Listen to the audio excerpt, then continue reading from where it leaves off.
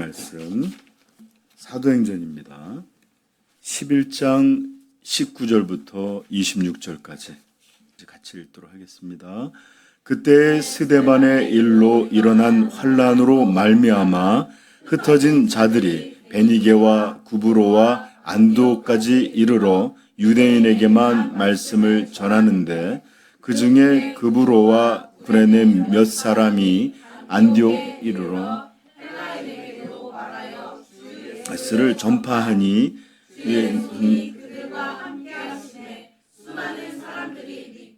주께 돌아오더라. 예루살렘 교회가 이 사람들의 소식을 듣고 안디옥까지 보내니 그가 이르되 하나님의 은혜를 보고 기뻐하며 모든 사람에게 굳건한 마음으로 주와 함께 머물러 있으라 권하니 바다말은 착한 사람이요 성령과 믿음이 충만한 사람이라. 이에 큰 무리가 주께 더하여 지더라. 바나바가 사울을 찾으러 다소에 가서 만나매 안디옥에 데리고 와서 둘이 교회에 1년간 모여 있어 큰 무리를 가르쳤고 제자들이 안디옥에서 비로소 그리스도인이라 일컬음을 받게 되었더라. 아멘. 제가 지금으로부터 정확히 언제인지 모르겠어요. 40대 초반이었을 것 같긴 한데 어느 날 제가 이렇게 거울을 문득 이렇게 보고 있는데 저는 거울을 자주 봐요. 왜냐하면 면도 이 비웃음은 뭐죠? 아니 면도한다고요. 면도하다 보면 이렇게 볼 수밖에 없어요. 네, 은선 집사님 경고입니다. 네. 자, 근데 이제 문득 제가 이렇게 제 얼굴을 보고 있는데 이제 젊음은 끝났구나 이렇게 하는 생각이 문득 제 마음에서 이렇게 툭 튀어나오더라고요. 어느새 이렇게 머리도 허해졌고 이렇게 눈가도 그렇고 얼굴이 약간 이렇게 좀 이렇게 나이가 들면 좀 이렇게 흐름이 있거든요, 밑으로. 그러니까 요즘 그래서 세월을 이기게 한다고 리프팅들 하잖아요. 이렇게 좀 얼굴이 이렇게 되는 것을 보면서 이제 내가 젊지 않구나. 이제 나한테는 젊음이라 하기에는 이제 끝이 난 것이구나. 이런 것들을 들었던 생각이 납니다. 우리 집사님들은 아직 괜찮죠? 그렇습니다. 그리고 사람들에게는 종종 이런 날들이 있습니다. 저는 예전에 항상 이렇게 좀 20대에서 30대로 넘어갈 때 괜히 그냥 한번 인스타도 없었는데 인스타 감성처럼 혼자 떠든 적이 있어요. 20대 안녕. 나의 30대 안녕. 이런 식으로 한 적이 있는데 그렇습니다. 종종 이렇게 젊음도 또는 이런 시간들이 지나갔구나 라는 생각이 들 때가 있어요. 항상 이렇게 이렇게 겨울에 추웠다가 어느 날 이렇게 운전을 하든지 길을 가다가 생각지도 못한 이렇게 연한 잎사귀들이 피어오르는 거 보면서 겨울이 끝났구나. 옷차림이 여전히 두터워도 이제 봄이 되었구나 하고 이렇게 봄이 왔구나, 겨울이 끝났구나 이렇게 느낄 때가 있어요. 그런가 하면 요즘 무척 덥죠. 오늘 제가 아침에 이렇게 나오는데 보니까 저희 집은 벌써 30 몇 도가 넘었어요. 와, 막 숨이 막히던데. 근데 이렇게 무더운 여름에도 어느 날 아침에 이렇게 문득 밖에 나가 보면 살짝 서늘함을 느끼고 몸이 이렇게 이제 찬물 목욕하던 게 따뜻한 물 목욕하는 게 좋아지고 이럴 때 이제 여름 끝났구나. 이제 가을이 왔구나. 이렇게 마음에 생각이 들 때가 있습니다. 그런 때가 바로 이렇게 약간은 한 계절의 끝과 새 계절이 이렇게 겹치는 그런 때가 있는데 지금 우리가 읽은 본문이 그런 내용들을 좀 담고 있어서 이렇게 시작하는데 초대교회에 여러분 잘 아시듯이 큰 사건이 있었죠. 고넬료라고 하는 백부장 집에서 하나님은 천사도 동원하시고 환상도 주시고 베드로를 보내서 이방인들에게 놀라운 구원이 임하는 사건이 있었습니다. 그리고 이것 때문에 또 예루살렘 교회로 왔던 베드로에게 항의하고 비난하고 하는 그런 갈등도 성경을 통해 우리는 봤습니다. 그리고 다행히 너무나도 감사하게도 이 일이 베드로 사도의 주관이 아니라 하나님의 주관, 그의 주권적인 일들로 드러난 것이다, 계획된 것이다 라는 것이 알려지면서 18절 같이 읽어볼까요? 시작. 그들이 이 말을 듣고 잠잠하여 하나님께 영광을 돌려 이르되 그러면 하나님께서 이방인에게도 생명 얻는 회개를 주셨도다 하니라. 아멘. 이런 결론으로 끝나게 되었습니다. 사실 이런 결론적인 이런 언급은 이 하나님의 구원 역사, 구속사에 있어서 또는 세계의 선교로 확장되는 데 있어서 너무 중요한 내용이고 진술이고 교회의 확증이에요. 즉 이방인에게도 이제 하나님의 구원이 보편적으로 베풀어졌다라고 인정하게 된 것입니다. 그리고 이 사건 이후 교회는 더 이상 이방인들에게 구원이 임할 수 있느냐, 임하지 않느냐, 임하지 못하는 것이냐, 또는 이게 정말로 하나님의 역사냐, 귀신의 역사냐, 아니면 정말로 막 이런 게 진짜냐, 아니냐, 이런 논쟁이 필요하지 않게 되었습니다. 오히려 이 일 이후로부터 이방에 대한 선교도 관심을 갖게 되었고, 그들의 이런 구원 역사에 대해서 이제 받아들일 수 있는 그런 준비가 되었던 것입니다. 그러므로 때로 교회는 어려움을 겪을 때도 있고 갈등이 있고 또 이런 복잡한 일이 있을 때도 있지만 이것마저도 하나님은 역전시키셔서 하나님의 일들로 사용하신다라는 것을 꼭 여러분 깨닫게 하길 바라요. 여러분 우리의 삶도 마찬가지입니다. 오늘날 여러분들이 겪고 있는 어려움들 또는 사람들과의 갈등 또는 해결되지 않는 어떤 문제들이 있다 치더라도 그래서 이것 때문에 힘들고 괴롭고 답답하고 제발 이런 것이 없었으면 좋겠다 생각하는 나쁜 일이라고 여길 때도 있지만 그리고 이런 일이 왜 내게 일어나는지 우리는 지금 다 이해할 수 없어요. 대부분의 이런 일들은 우리가 이해하지 못하는 일들로 옵니다. 그럼에도 여러분 믿으세요.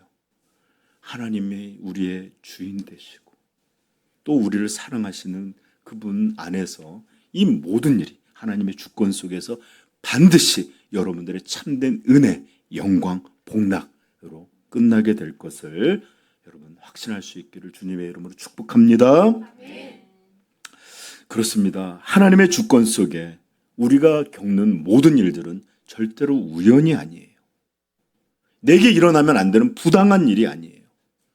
이것은 있어서는 안 되는 그 어떤 것이 아니라 반드시 하나님의 무한한 지혜와 그분의 주권적 계획 속에 분명히 일어나고 분명히 거쳐가야 하고 분명히 연단받아야 될 어떤 일들로 우리에게 주어져 있다라고 여러분들 삶들을 이해하기를 부탁합니다. 이건 제 말이 아니에요. 로마서 8장 28절 제가 읽어드릴게요. 우리가 알거니와 하나님을 사랑하는 자, 곧 그의 뜻대로 부르심을 입은 자들에게는 모든 것이 합력하여 선을 이루느니라. 아멘. 제가 어제 우리 중등부 하면서 이제 제 연애사를 잠깐 좀 얘기를 한 적이 있는데 정말 이렇게 사랑하는 사람 그리고 미래를 함께 할 거라고 생각했던 사람과 헤어지면 이렇게 몸이 뜯겨져 나가듯이 마음에서 뭐가 뜯겨져 나가는 것처럼 고통을 느끼게 돼요. 아침에 눈을 뜰 때 안 일어났으면 좋겠다. 깨지 않고 어떤 때는 솔직히 말해 죽었으면 좋겠다. 그러면 이런 고통이 없지 않을까. 이런 마음을 갖고 깨기도 하고 하루가 정말로 삭제되고 난 얼마간이라도 정말 정신이 아무것도 없는 그런 상태였으면 좋겠다. 이런 마음이 들 때도 있어요. 그런데 아십니까? 그런 일들이 이럴 때는 힘들지만 지나고 나서 주님이 옳았습니다. 반드시 이 일이 일어나야 했습니다. 그리고 여전히 슬프고 여전히 고통스럽지만 하나님 앞에 감사도 찬양도 올릴 수 있게 됩니다. 우리는 그게 반드시 있어야 돼. 우리는 반드시 이건 없어야 돼. 그러나 하나님의 무한한 지혜 속에서 우리의 삶 속에 허락된 것들, 이것이 바로 여러분들의 믿음과 장래의 소망과 영광을 위해서 우리 하나님이 준비하신 것임을 믿기를 축복합니다. 다시 한번 읽어드릴게요. 우리가 알거니와 하나님을 사랑하는 자, 곧 그의 뜻대로 부르심을 입은 자들에게는 모든 것이 합력하여 선을 이루느니라. 아멘. 모든 것이 선되기를 축복합니다. 네. 네. 우리 커플들은 헤어진 얘기하니까 좀 안 좋을지 모르지만 사람이 이렇게 잘 돼서 우리 집사님들처럼 만나기도 하고 또 과정이 있기도 하고 우리가 다 선택할 수 있는 일이 아닌 게 많아요. 그러니까 하나님께서 이끌어 주시는 모든 길에 아멘 감사하고 또 지금은 이해할 수 없지만 분명히 뜻이 있음을 믿고 걸어가십시다. 자, 오늘 본문은 그 내용에 있어서 갑자기 분쟁이 있던 일들과 내용이 싹 바뀌는 것처럼 보입니다. 마치 시간이 서서히 흘렀지만 우리가 어느 순간 겨울이 봄이 왔구나, 여름이 가을이 벌써 왔네, 이렇게 바뀌듯이 바뀐 것처럼 보이지만 사실 계절의 변화라는 것은 이렇게 갑자기 덥다가 툭 떨어지는 게 아니잖아요. 춥다가 확 오는 게 아니라 자연의 시간은 끊임없이 우리가 주목하든 주목하지 않던 우리의 마음에 의식이 되든 안 되든 계속해서 흘러가요.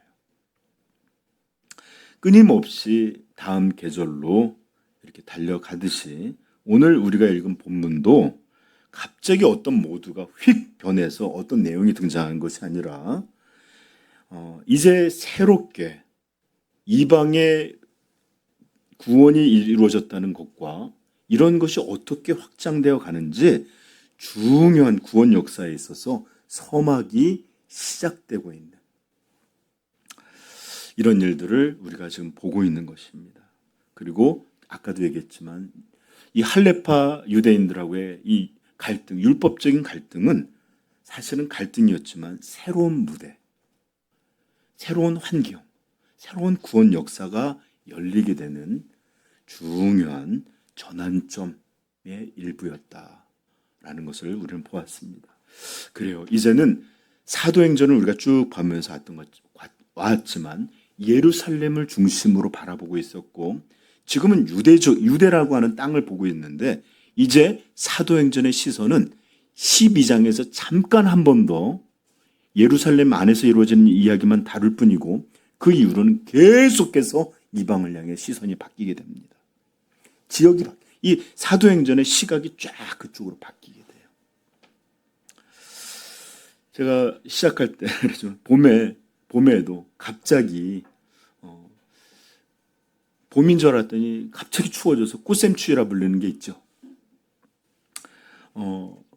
그렇지만 여전히 그것은 겨울이 다시 온 게 아니라 봄이잖아요.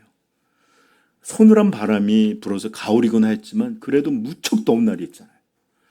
이런 것처럼 12장에도 잠깐 한 번 더 예루살렘에서 있던 일들이 언급될 뿐이고 이제는 계속해서 무대의 주인공들도 무대의 장면들도 초점들도 이제는 예루살렘, 유다를 벗어나 세계로 이제 바뀌게 되는 그런 내용들을 여러분들은 사도행전에서 보게 될 것입니다. 그리고 그 시작할 점이 오늘 읽은 본문이에요. 자, 이 본문을 통해 이방의 첫 교회가 어떻게 시작되었고 또 이 교회를 통해서 이 세계적인 이 복음이 전파될 때 어떤 이들이 이제 주로 사역자로서 주인공으로 등장하게 되는지도 오늘 본문에서 이제 암시하고 그 서막을 조금씩 보여주고 있습니다. 그래서 이 사도행전 전체를 봐서도 뭔가 이렇게 국면이 변화되고 있는 굉장히 중요한 시점이에요. 그럼에도 약간은 겹쳐 있다라고 여러분 이해하시면 좋겠습니다. 이제 본문으로 한번 돌아가 봅시다. 자, 본문 초반에는 어떻게 예루살렘이나 유다가 아니라 이방, 다른 지역, 이곳에서 첫 번째 교회가 세워졌는지 그 기록이 기록되어 있어요. 19절부터 20절, 21절을 한번 읽어볼까요? 시작. 스데반의 일로 일어난 환란으로 말미암아 흩어진 자들이 베니게와 구브로와 안디오까지 이르러 유대인에게만 말씀을 전하는데 그 중에 구브로와 구렘의 몇 사람이 안디옥에 이르러 헬라인에게도 전파하니 주의 손이 그들과 함께 하심에 수많은 사람들이 믿고 주께 돌아오더라. 아멘. 여러분 8장을 기억하실 거예요. 교회의 첫 번째 순교자 이름이 누구였죠? 스데반 집사님이셨어요. 사도가 아니라 이 스데반 집사님이 돌에 맞아 죽어가면서도 이 죄를 저들에게 돌리지 마옵소서 이렇게 하면서 죽었어요. 그러니 교회에서는 아주 큰 슬픔이 있었고 슬픔을 장사도 제대로 지르기 전에 교회에는 갑자기 어마어마한 박해와 압박과 이런 일들이 시작되었습니다. 우리 8장 잠깐만 넘겨볼까요?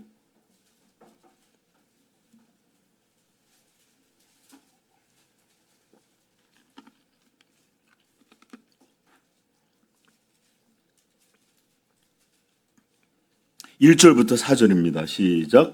사울은 그가 죽임당함을 마땅히 여기더라. 그날에 예루살렘에 있는 교회에 큰 박해가 있어 사도 외에는 다 유대와 사마리아의 모든 땅으로 흩어지니라. 경건한 사람들이 스데반을 장사하고 위하여 크게 울더라. 사울이 교회를 잔멸할새 각 집에 들어가 남녀를 끌어다가 옥에 넘기니라. 그 흩어진 사람들이 다니며 복음의 말씀을 전할세. 아멘. 여기에도 등장하네요. 여러분 이들은 너무 고통스럽고 힘겹고 심지어 엄마가, 아빠가, 아내가, 남편이, 부모가 이렇게 끌려가고 또 고통을 당하는 이런 어려움들이 있었습니다. 그런데 이것은 단지 그냥 교회에 이런 어려움이 있었고 박해가 있었고 고통이 있었고 이렇다라는 것으로 비극적인 이야기로만 끝나지 않습니다. 이런 가운데서도 하나님의 놀라운 은혜는 계속되고 있는데 이 일이 어떻게 됐다고요? 흩어진 사람들이 두루 다니며 복음의 말씀을 전할세. 그러면서 우리는 빌립 집사에 의해서 사마리아의 복음이 전파되는 것을 봤습니다. 이렇게 수많은 사람들이 이제 흩어져 가면서 그냥 몸만 피한 게 아니에요. 몸은 피해서 갔지만 그들의 이 복음에 대한 마음은 멈춰지지도 결박되어지지도 않고 계속해서 지역마다 거기서 그리스도를 전파했던 거예요. 그리고 오늘 읽은 그때에 스데반의 일로 일어난 환란으로 말미암아 흩어진 자들이 8장에 그 사람들의 일들이 또 나오는데 베니게와 구브로와 안디옥 이것은 어떻게 되는지 저 좀 보세요. 예루살렘이 이 이스라엘의 남쪽에 있어요. 그리고 조금만 북쪽으로 올라가면 중동부 뭐가 있지? 사마리아가 있고 조금만 더 북쪽으로 가면 갈릴리가 있어요. 갈릴리에서 더 올라가면 지금의 레바논 땅이라고 하는 그 지역이 바로 어디냐면 바로 우리 지금 나오는 이 지역입니다. 즉 여기에 보면 흩어진 자들이 베니게와 구브로와 안디옥까지라고 그랬죠. 계속해서 북쪽으로 나아가게 된 겁니다.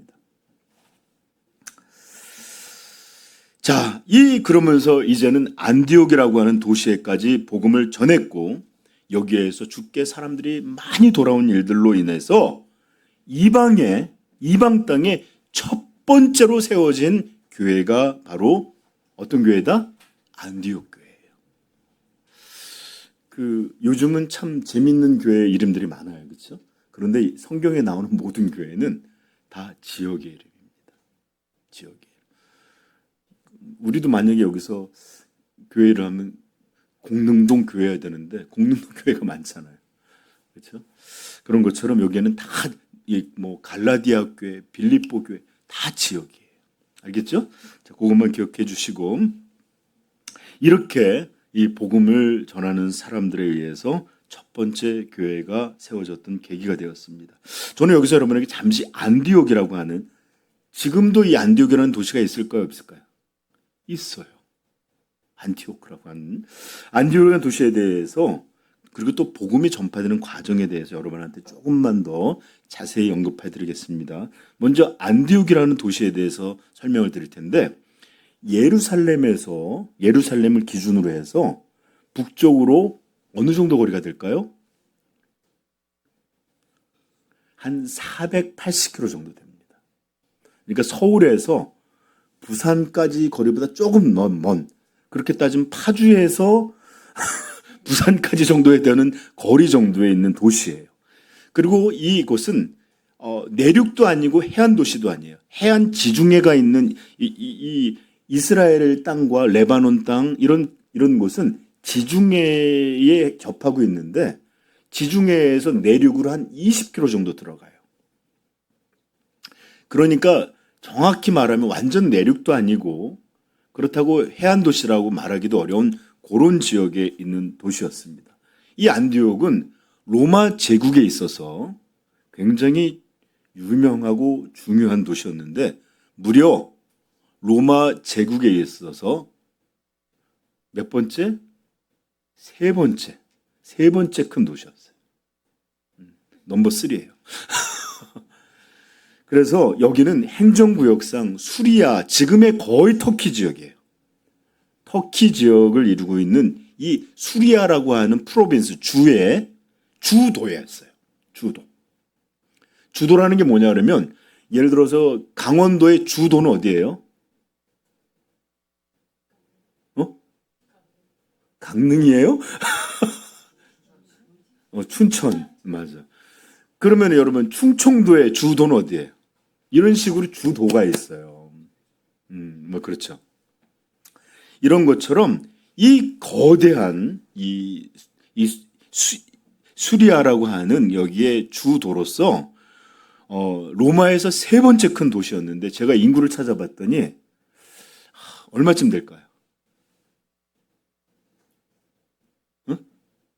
몇만? 네? 이 고대 세계는 우리처럼 식량이 폭발적으로, 그다음에 환경이나 위생이 폭발적으로 성장한 때가 아니기 때문에 이 당시에 여기가 58만 정도만 있는 도시라도 엄청난 대도시라네요.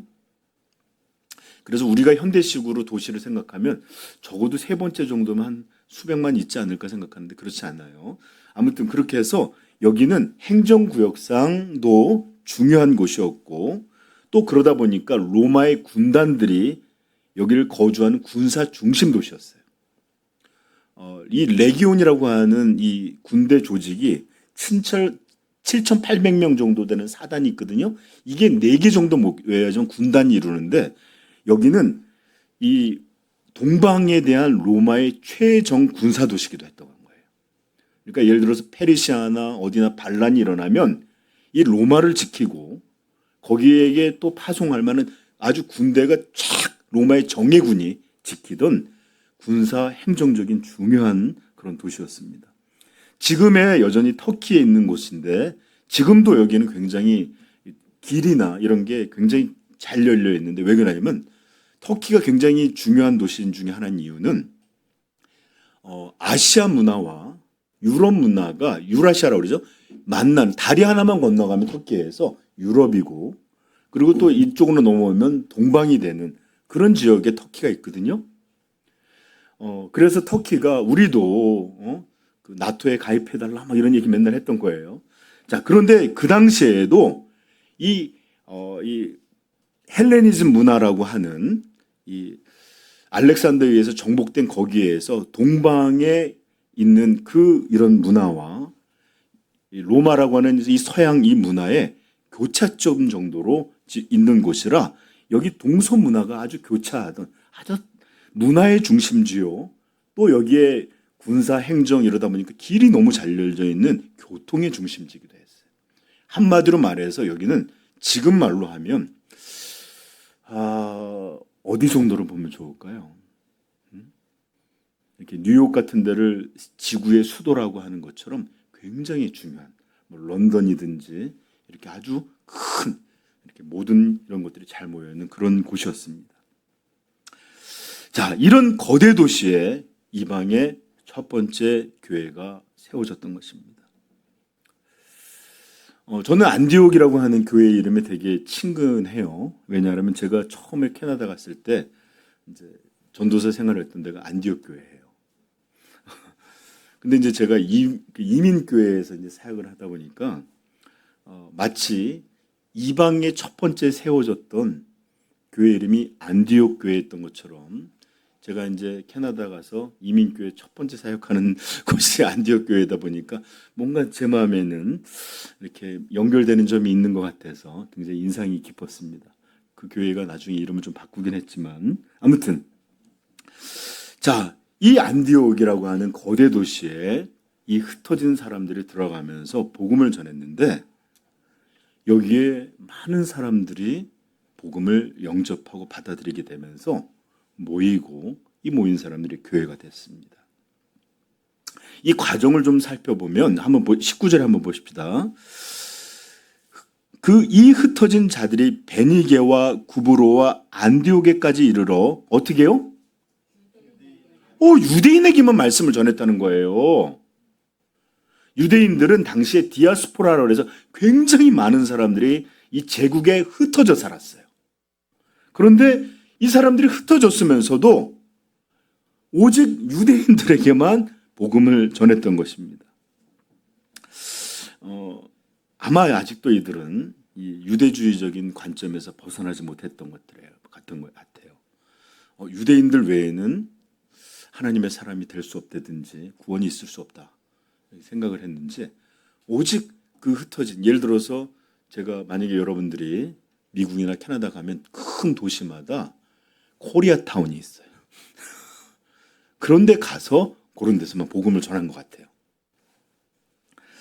그런데 몇몇 사람이 있었는데 구브로와 구레네 및 몇 사람이 나오나 있는데 구브로가 어디냐면 키프로스예요. 지중해에 있는 아주 큰 섬의 사람이거든요. 그래서 여기는 유럽 인종도 아니고 아시아 인종도 아니고 좀 섞여 있는 인종이 있는데 이 사람들과 구레네는 어디일까요? 여기는 리비아, 지금 북아프리카 사람인데 여기도 완전히 검은 사람들은 아니에요. 이집트 사람들처럼. 북아프리카는 좀 그래요. 자, 이런 사람들이 이제 복음을 전하는데 그렇다면 이 사람들은 어떤 사람들이었을까요?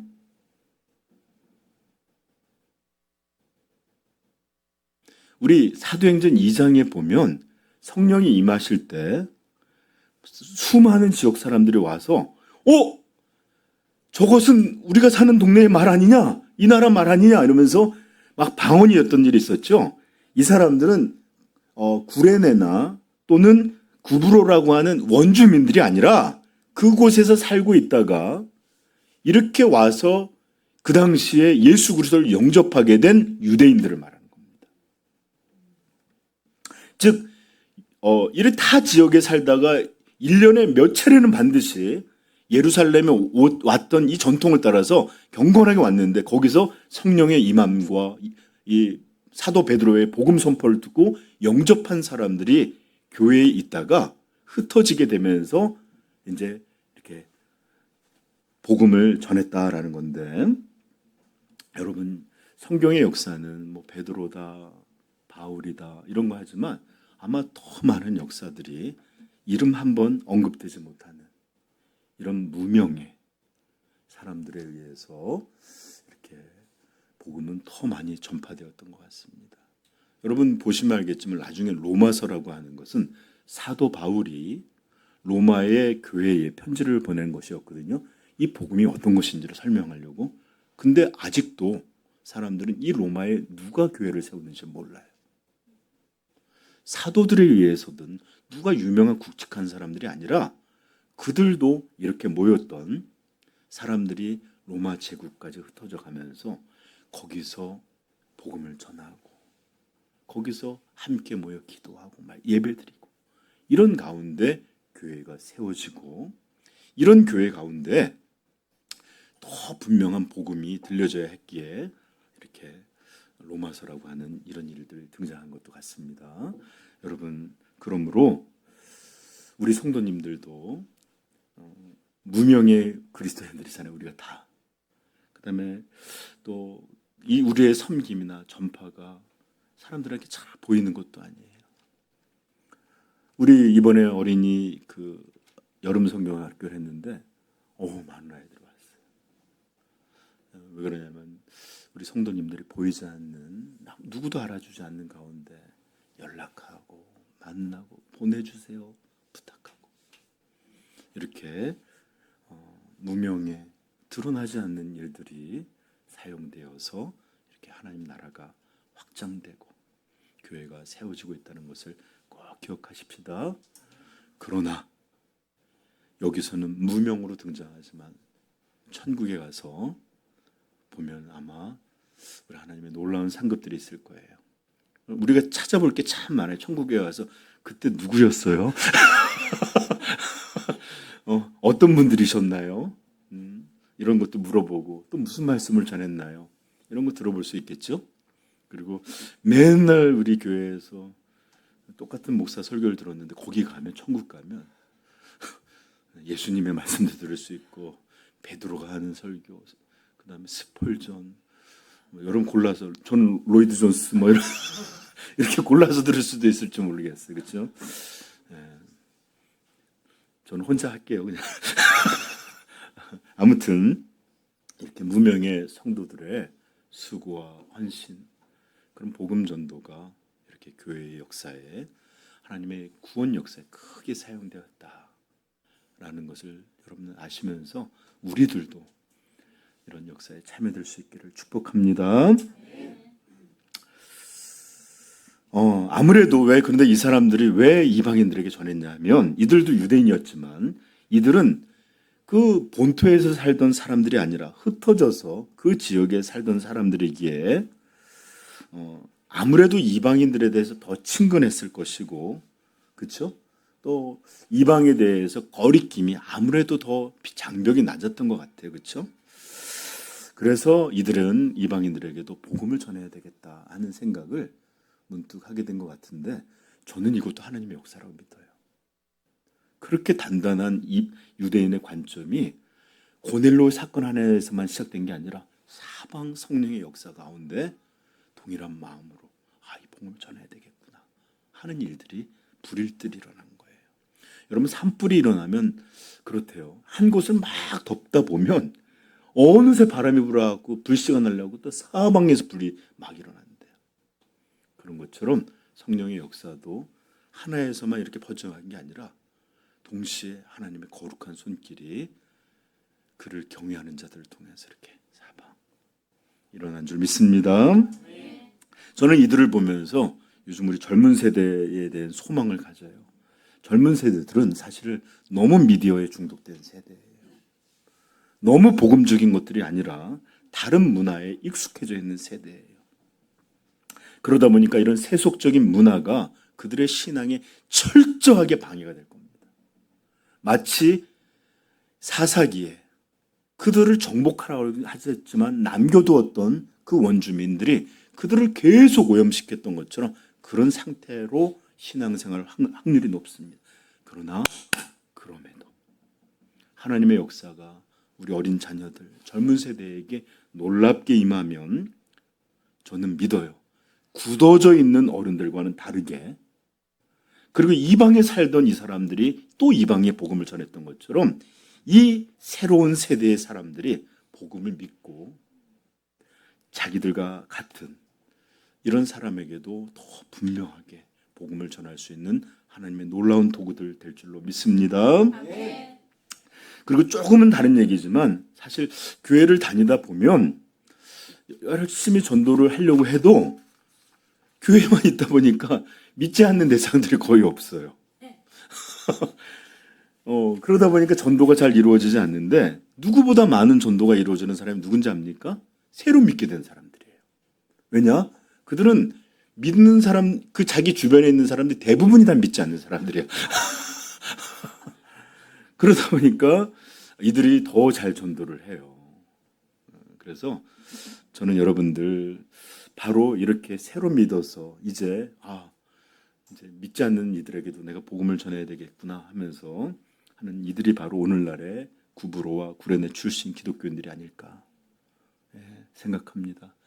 여러분, 그래서 우리 새로운 우리 교인들, 새로운 신자들이 더 복음을 이렇게 구브로와 구레네 사람처럼 잘 불신자들에게 전할 수 있도록 도구해 주시고 또 응원해 주시길 부탁합니다.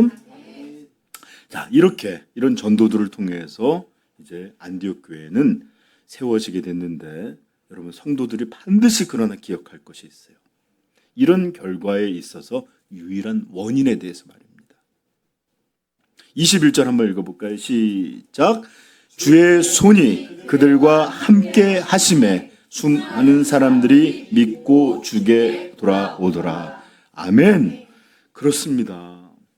이들이 전도했다 할지라도 이들이 주께 돌아오게 하신 건 누구예요? 하나님의 손이십니다. 아멘. 주의 손이 그들과 함께 하심에 사람들이 돌아올 수 있었던 거예요. 그들의 열심 있는 전도, 효과 있는 전도, 그들의 어떤 무엇이 아니라 또 듣는 이들의 마음이 이렇게 착하고 복음에 더 친화적이었기 때문에 그리스도를 믿는 사람들이 된 것이 아니에요. 오직 이 모든 일은 누가? 주의 손이 하신 일이다. 주님이 하신 일이다라는 거예요. 여러분, 구원이란 이런 것입니다. 구원은 오직 하나님이 주시는 것이에요. 오직 하나님이 행하시는 것입니다. 성경에서 그래서 이런 말씀이 계속 등장해요. 사도행전 2장에도 말합니다. 하나님을 찬미하며 온 백성에게 칭송을 받으니 주께서 구원받은 사람을 날마다 더하게 하시니라. 아멘. 교회의 아름다운 환경은 배경이 될 수 있지만 결정적이고 유일한 원인은 뭐다? 주께서 구원받는 자들을 더하게 하셔야 합니다. 아멘. 사도행전 16장 14절에 유럽에 처음으로 복음이 전해졌던 사건이 나오는데, 두아리아시에 있는 자색 옷감 장소로서 하나님을 섬기는 루디아라 하는 여자가 말을 듣고 있을 때 바울이 복음을 전할 때 주께서 그 마음을 열어 바울의 말을 따르게 하시니. 아멘.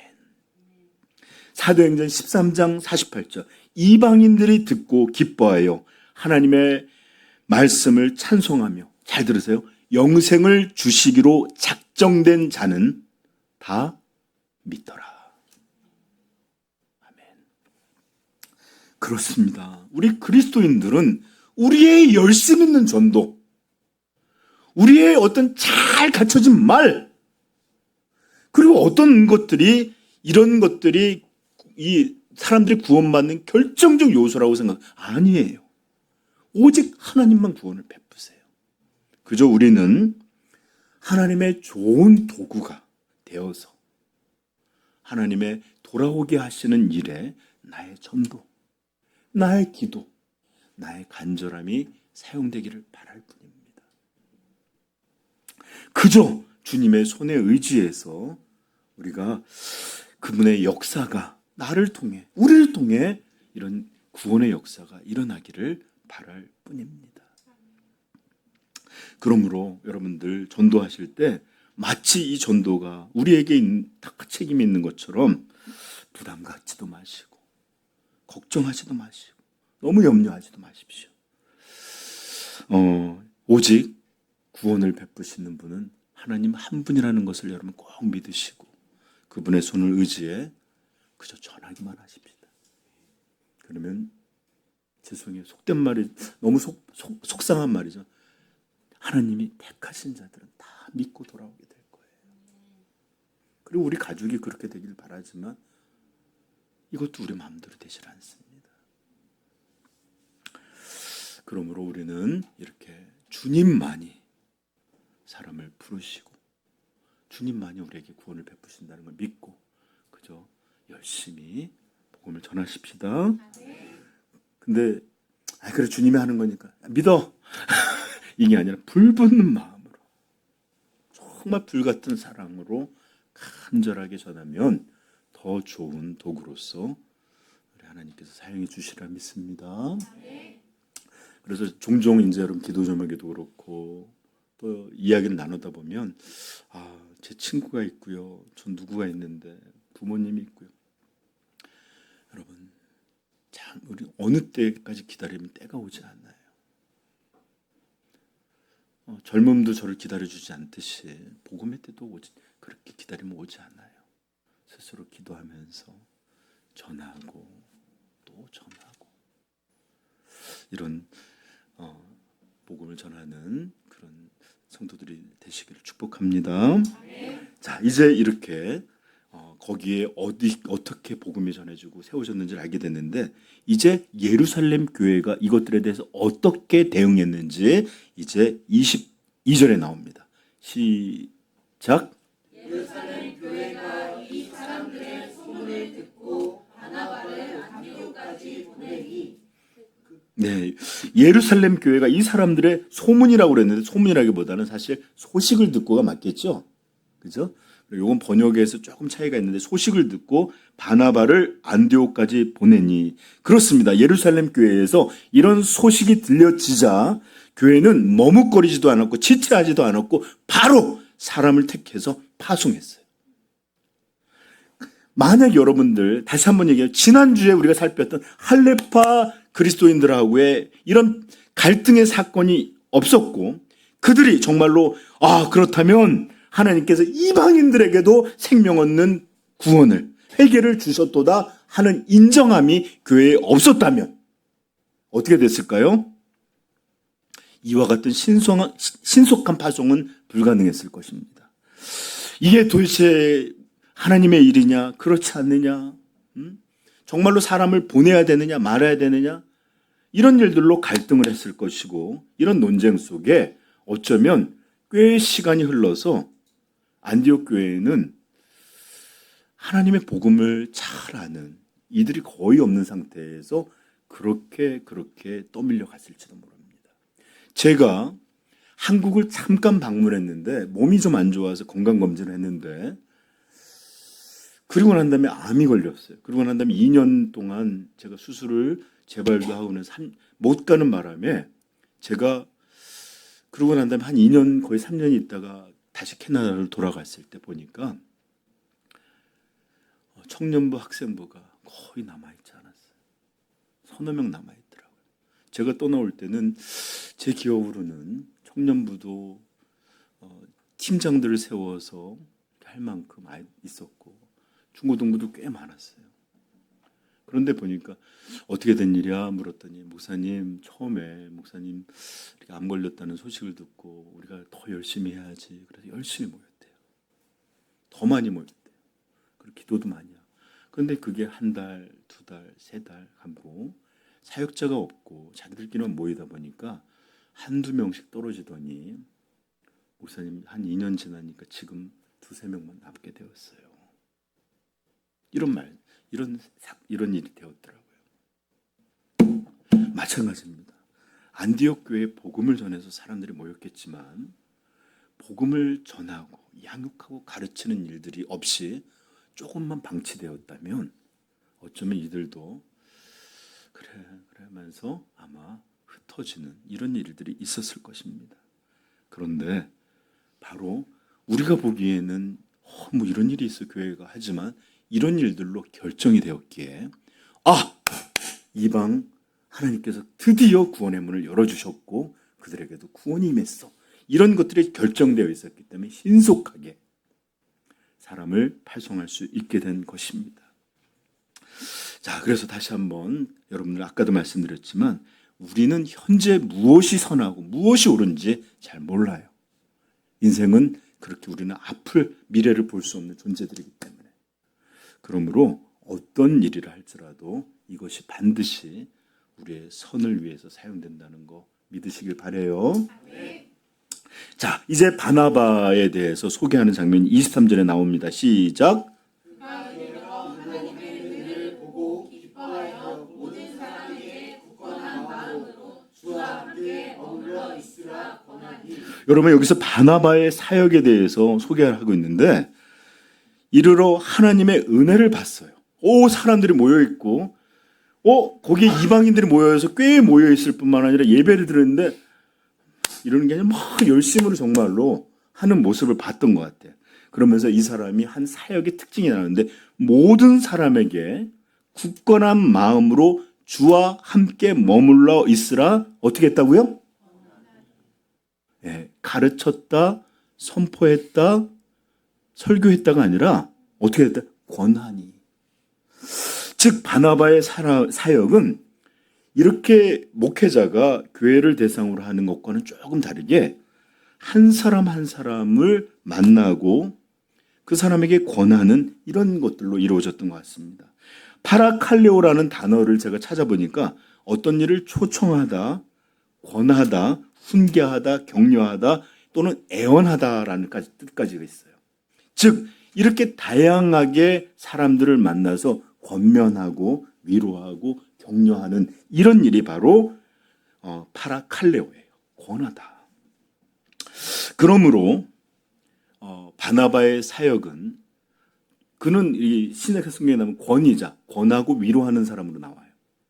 그러므로 이 사람이 이 권하다는 말로 보면 바나바의 사역이라는 것이 이렇게 대중으로 이루어졌다기보다는 각각 한 사람을 개인적으로 인격적으로 만나서 그들에게 어떤 이야기들을 권하고 돌보고 하는 일을 행했다라는 것을 알 수 있습니다.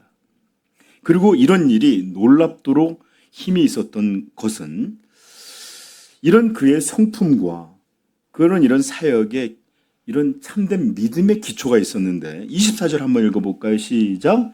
바나바는 착한 사람이요 성령과 믿음이 충만한 사람이라 이에 큰 무리가 죽게 더하여 원래도 가서 이제 있었는데 이 사람이 가서 한 사람 한 사람을 권하고 믿음 안에서 머물러라. 이런 유혹이 올 때 견뎌라. 이런 식으로 계속해서 권면하는 사역을 이루어지다 보니까 이 사람이 너무 착한 사람이에요. 선한 사람이에요. 그리고 이런 원인이 바로 성령과 믿음이 충만한 데서 나온 선함이었어요. 그래서 이런 일들을 통해서 주께서 더 많은 사람들이 복음을 듣고 교회가 되도록 이렇게 허락해 주셨다라는 겁니다. 여러분 저는 오늘날 이런 바나바의 사역이 오늘 현대에 더 많이 필요한 부분이라고 저는 믿습니다. 누군가에게 먼저 다가가서 자신의 시간을 내어주고 자신의 마음을 내어주고 여기 모두라고 그랬죠. 지도자들만이 아니라 모든 사람을 차별하지 않고 오직 한 사람 한 사람에게 참된 헌신과 사랑으로 하나님을 믿는 일이야말로 인생의 최고의 기쁨이다. 복락이다.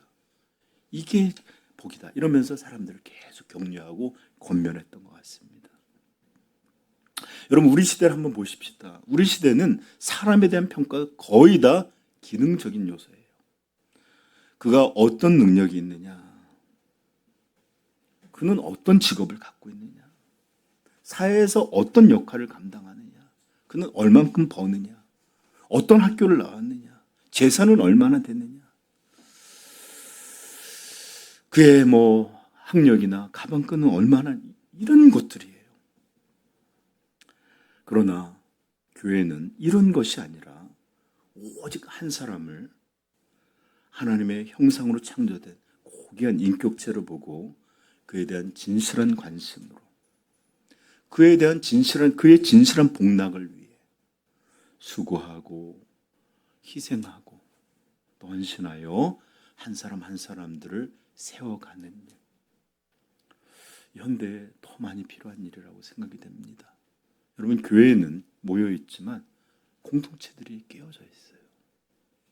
함께 있다고 공동체가 아니에요. 나는 저들을 모르고 저들도 나를 몰라요. 우리가 하나의 유기적인 생명체들로 그리스도의 몸된 교회를 이루고 있는 진실한 공동체가 되지 못해요. 그저 함께 자리 지켰다 가는 거예요.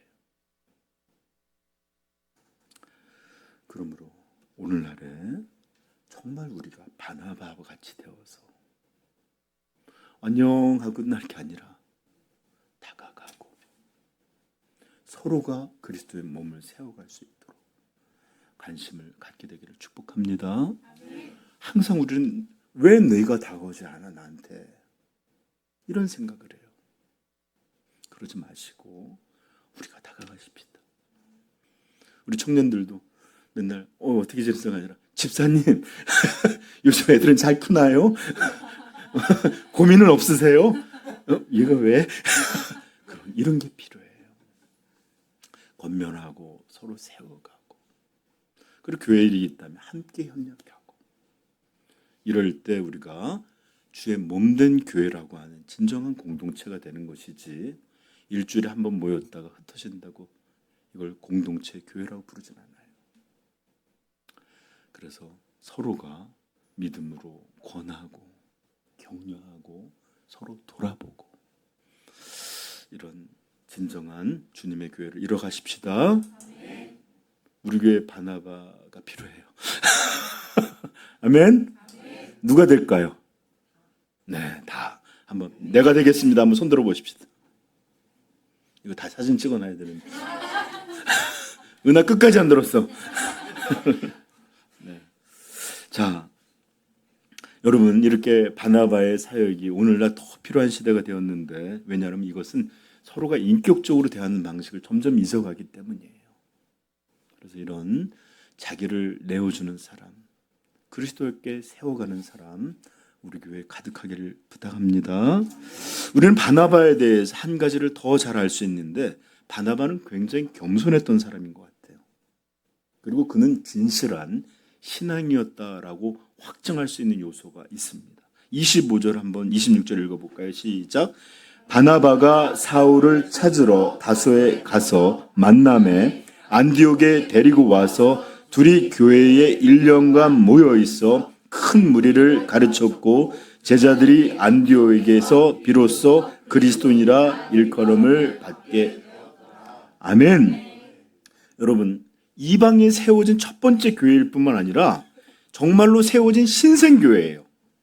그럴 때에 예루살렘 교회에서는 누구를 파송했다고요? 바나바를 파송했습니다.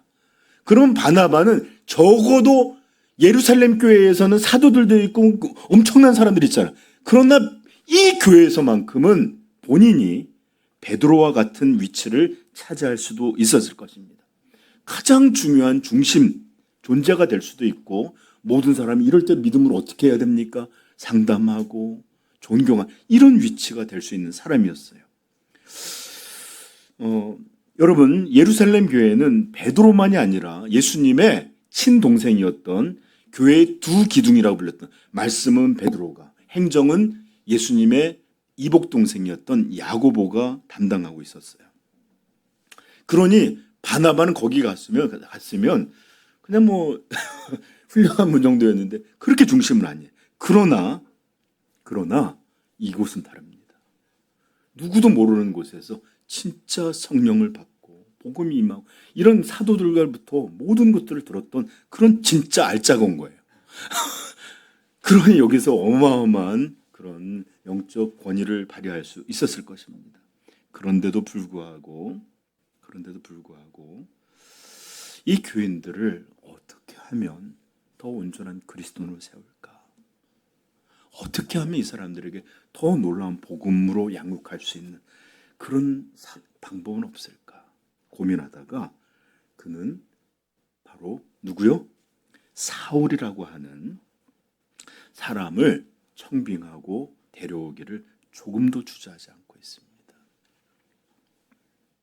여러분 물론 바나바도 이렇게 권하는 사역을 하였다고 그래서 이 사역을 잘못 이해하시면 안 돼요.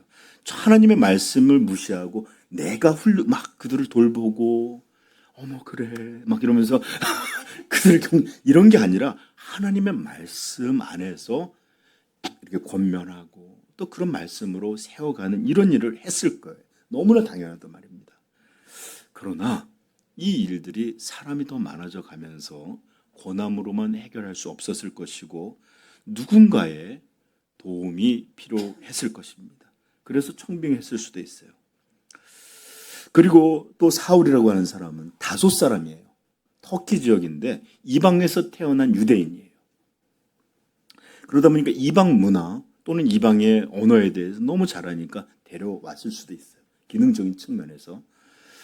그러나 저는 바나바가 이 사울을 데려온 가장 중요한 이유는 다름이 아니라 이 성도들에게 복음의 놀라운 깊이와 넓이와 높이에 대해, 그 영광에 대해, 그리스도의 충만함에 대해, 하나님의 위대하심에 대해 정말로 누군가 잘 가르쳐주고 들려주고 이렇게 선언해줄 그런 말씀 사역자를 찾았다라고 생각을 합니다. 여러분, 이 일은 정말로 쉽지 않은 일이에요. 왜냐하면 때로 사람들은 하나님의 일보다 사람의 일을 더 중시해요. 하나님의 영광보다 자기의 위치, 유익을 더 생각해요. 심지어 정치인들마저도 제가 요즘 흔하게 듣는 말이 선당 후사예요. 먼저 당을 생각하고 개인의 권력을 생각하라는 얘기가 많이 나는데, 오늘날 우리 그리스도인들은 교회를 먼저 생각하고 주님을 먼저 생각하고 나중에 개인적인 일을 생각하는 이런 일들조차도 못하고 이렇게 자기의 입장, 자기의 감정, 자기의 상황을 먼저 생각하는 그런 사람들도 많았어요. 많을 거예요. 그런데 이 바나바는 자기의 모습이 아니라 이 하나님의 교회가 어떻게 해야 되든지, 자기만 주목받고 자기만 높아질 것이 아니라 어떻게 해야 이들에게 그리스도가 전파될 것인지, 이것을 먼저 생각했던 것입니다. 여러분, 이렇듯 참된 그리스도의 마음, 그리스도인들의 마음은 언제나 하나님이 우선이었습니다. 언제나 하나님의 교회가 그들의 중심이요 우선이었습니다. 그리고 만약에 정말로 하나님이 영광 받을 수 있다면 자신은 어떤 처지, 어떤 환경, 어떤 대우를 받는다 할지라도 그것을 크게 염려하거나 고려하지 않았던 그런 모습들을 우리는 성경에서 보게 됩니다. 빌립보서 1장 한번 찾아보시다. 빌립보서 1장.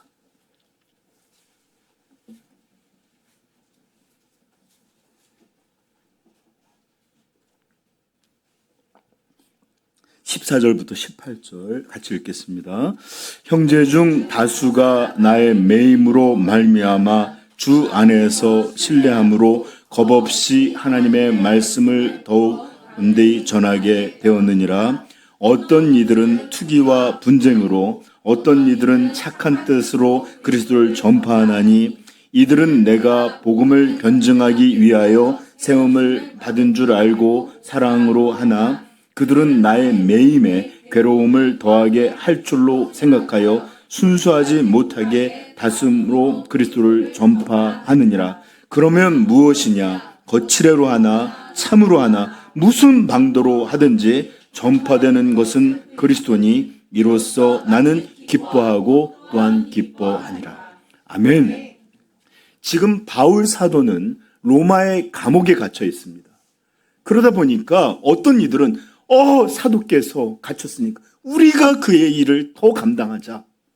그는 전파하기 어려우니 우리가 그분의 사역을 더 계승하자. 이러면서 열심히 전한 사람이 있는가 반면에, 이때다. 그 바울의 권위, 인기 또는 그 사람이 주목받는 것 대신에 이제 우리가 힘써서 해서 이제 이 사람 갇혀있을 때 우리가 세력을 더 얻자. 이런 나쁜 마음으로 더 열심히 복음을 전하는 사람들도 있다는 거예요. 그럼 어떻게 말할까? 이런 저주받은 인간 막 이렇게 해야 되는데 그러지 않았어요. 이러니 저러니 설령 나에 대해서 안 좋은 마음으로든지 아니면 나를 싫어하는 방식으로든지 내가 어떻게 되는 거 상관없이 전파되는 게 그리스도다. 그렇다면 나는 기뻐하고 기뻐하노라. 이 성도의 마음 속에는 자기의 입장, 자기를 향한 대우, 자기에게 어떤 이런 일이 없어요. 오직 그의 마음에 그리스도가 높아지는 것. 이게 선이고 이게 그의 목적입니다. 아멘. 근데 아직도 그리스도인들 가운데 누가 이 일을 하느냐? 누가 중심이 되느냐? 또는 이렇게 하면 나의 입장이 어떻게 되느냐? 항상 우리는 내가 항상 모든 것의 중심이요 기준이 될 때가 얼마나 많습니까? 오늘 바나바를 통해서 볼 때 그는 충분히 여기서 이 안디옥이라는 신생교회에서 속된 말로 최고가 될 수 있던 사람이었습니다. 존경과 권위와 인정을 받을 수 있는 사람이었어요. 그러나 그는 이것을 중요시 여기지 않았고 성도들이 그리스도를 알아야 된다. 그 복음의 영광을 맛봐야 된다. 주님의 나라가 이곳에서 온전히 이루어져야 된다. 이것 하나만 보고 이런 자기보다도 더 나중에 사람들의 인정을 받고 중심이 되고 하나님 앞에 쓰여짐 받게 되는 이런 일에 그는 도구처럼 사용해서 그를 데려오는 그런 역할을 하게 됩니다. 그래서 바나바는 항상 보면 자기를 세우는 사람이 아니라 남을 세우고 하나님의 교회에서 자기를 드러내는 게 아니라 다른 이가 다른 일을 통해서 또 하나님의 일이 이루어지도록 그렇게 돕는 그런 귀한 사람으로 이렇게 기록되어 있습니다. 그러므로 사랑하는 성도 여러분, 우리도 내가 아니라 교회를 자신의 감정이나 자신의 입장이 아니라 하나님의 영광을 먼저 생각하는 오늘 현대의 바나바와 같은 인생들 되기를 주님의 이름으로 축복합니다. 그럴 때 교회는 놀라운 영광이 임하고 이런 사람들을 통하여 하나님은 그의 일들을 나타내십니다. 모두 이런 귀한 성도들 되시길 주님의 이름으로 축복합니다. 같이 기도하겠습니다. 자, 여러분 오늘 말씀을 들었는데 우리는 지금 바나바라는 사람을 칭찬하기 위해서 그를 높이기 위해서 하는 게 아니라 이렇게 하나님의 사람들이 어떤 모양을 갖고 있는지를 하나님의 성령이 임하고 복음에 온전해진 사람들의 특징이 어떤 것이 있는지를 보았습니다. 그러므로 여러분들 우리 교회에도 이렇게 새로 세워졌던 안디옥 교회에 있었던 일들과 같이 서로가 서로를 권하고 정말로 누군가를 이렇게 하나님의 나라에 하나님의 역사를 위해 사용됐다면 누구든지 섬기고 그가 드러나게 하고 또 그에게 협력하는 이런 일들이 있기를 축복합니다. 이 시간에 같이 기도하겠습니다.